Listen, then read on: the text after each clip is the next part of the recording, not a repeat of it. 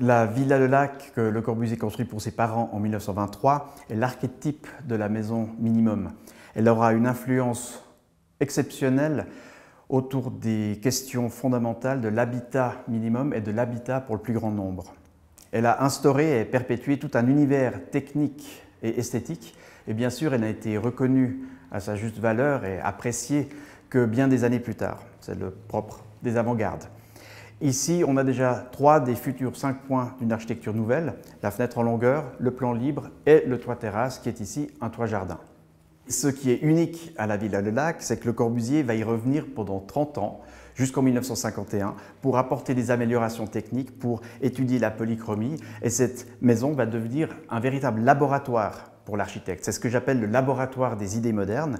Et les idées qu'il va développer ici, il va les mettre en œuvre dans d'autres bâtiments, d'autres architectes vont s'en inspirer et tout ça va apporter une contribution exceptionnelle au mouvement moderne.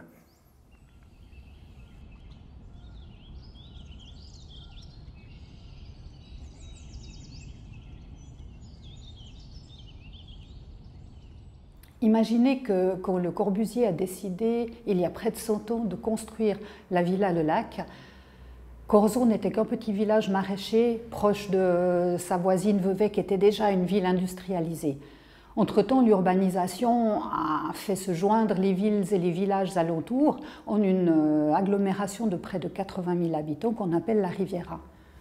Là où Le Corbusier avait un petit chemin derrière la villa qu'il a imaginée, se trouve aujourd'hui une grande route.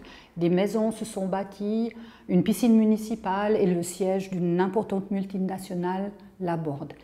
Maintenir et conserver le patrimoine, c'est une mission qui est très bien comprise ici par notre population, vu que par 4 fois déjà l'UNESCO a reconnu les valeurs patrimoniales de la région. Ainsi, par exemple, juste à quelques centaines de mètres de la villa s'étendent les vignes en terrasse de Lavaux, inscrites au patrimoine culturel. À moins d'1 kilomètre se fait une fois par génération la fête des vignerons, qui est au patrimoine culturel immatériel.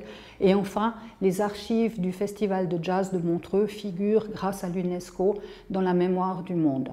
En termes de retombées, l'inscription à l'UNESCO a permis de mettre en avant un tourisme doux et durable qui met en valeur les différents aspects du patrimoine et de la culture.